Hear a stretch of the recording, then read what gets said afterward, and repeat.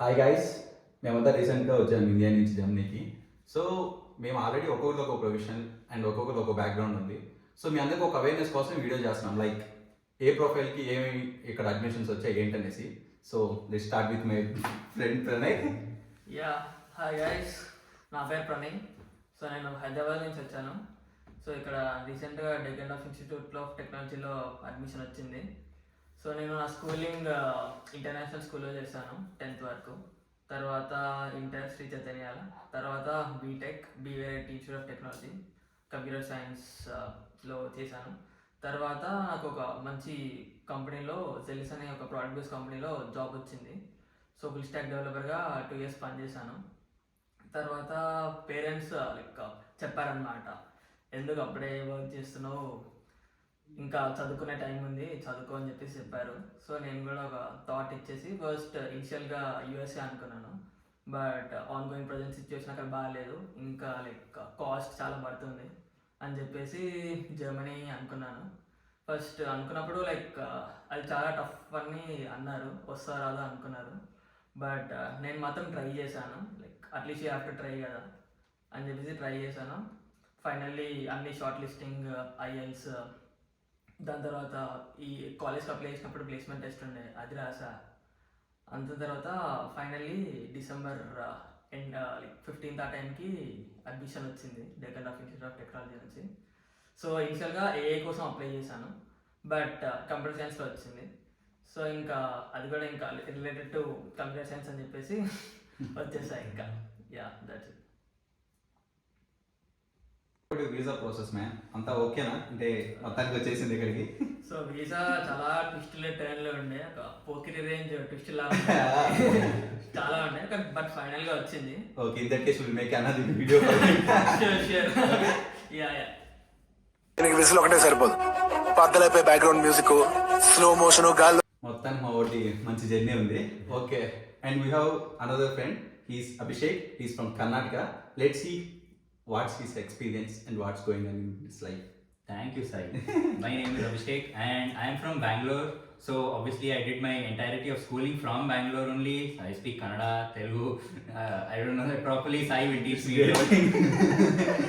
So yeah, I from this thing from LKG onwards I am doing this thing. From LKG to 10th standard I did in Florence Public School. Then for 11th and 12th I went to Diksha. After that I did my engineering, that is 4 years course BTech from BMS. And then my thing was I wanted to study further, and that is why I chose applied computer science, because for Germany I feel pure IT is, little bit away from, whatever their core is. Like they are more into automotive sector, they are more into civil and, hardcore engineering. So if you do applied computer science, it had little bit relation towards what do you call, maybe we have subjects like FGPA programming, which are more little hardware related. So I thought that will be helpful for me. And same, Sai's thought also is the same thing. And that is how I met Sai. Actually, I forgot to mention that we both are classmates. I'm also from applied computer science. 3 are the same Yeah, class. he also is from same time. You asked about every one of us, bro. Tell your story also, no? Oh, my story. Ah. In that case, okay, fine. నా పేరు సాయి చరణ్. నేను లింగిడిపల్లి అనే small విలేజ్లో పుట్టామన్నమాట. So మాది Kadapa district కిందకి వస్తుంది. ఇప్పుడు అది అన్నమయ్య డిస్ట్రిక్ట్ కన్వర్ట్ అయిపోయింది, అది వేరే మ్యాటర్. సో నా స్కూలింగ్ అంతా ఫస్ట్ నుంచి 10th దాకా నేను మొత్తం గవర్నమెంట్ స్కూల్ నాది. సో ఎస్బీడి సబై స్కూల్ అని తెలుగు మీడియం ఉన్నాము అప్ టు 10th వరకు నాది. దాని తర్వాత నేను అంతలాగా ఎంటర్ చేయాలని ఇంట్రెస్ట్ లేదు, ఎందుకంటే ఆ మ్యాథ్స్లు ఫిజిక్స్లు అంటే మన వల్ల కాదు.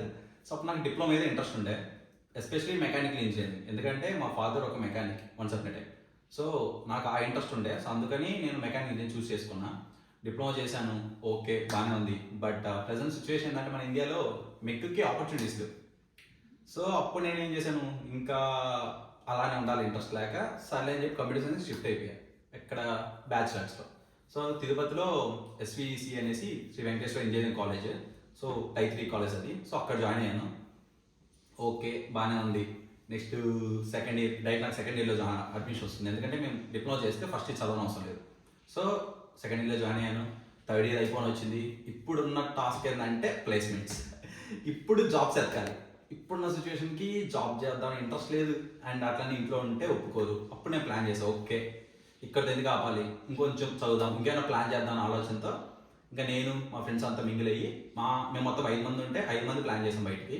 సో ఇది ఇప్పుడు ఆల్రెడీ యూకేలో ఉన్నది, ఇంకా నేను ఇంకొక మెకానికల్ బ్యాక్గ్రౌండ్ ఇద్దరు మా డిప్లొమా ఫ్రెండ్స్. సో ముగ్గురం కలిసి బీటెక్ థర్డ్ ఇయర్లో ఉన్నప్పుడే ప్లాన్ చేసాం. అప్పటి నుంచి ప్రాసెస్ స్టార్ట్ చేసాం. ఐ మీన్ ఏ కంట్రీ అన్నీ సెర్చ్ చేస్తూ ఉంటే యూకేతో పోలిస్తే జర్మనీలో కొన్ని బెనిఫిట్స్ ఉన్నాయి. ఫ్రీ ఎడ్యుకేషన్ అండ్ ఇక్కడ ఎన్విరాన్మెంట్ బాగుంటుంది అండ్ కాంపిటీషన్ తక్కువ. ఇవన్నీ ప్లాన్ చేసుకుని ఓకే అంతా బాగానే ఉంది. మా డిప్లొమా బ్యాక్గ్రౌండ్ ఉండడం వల్ల ఏమవుతుందంటే ఏపీఎస్కి అప్లై చేద్దాం అనుకుంటే కుదరలేదు, ఎందుకంటే దానికి 3 years ట్రాన్స్క్రిప్ట్స్ కావాలి.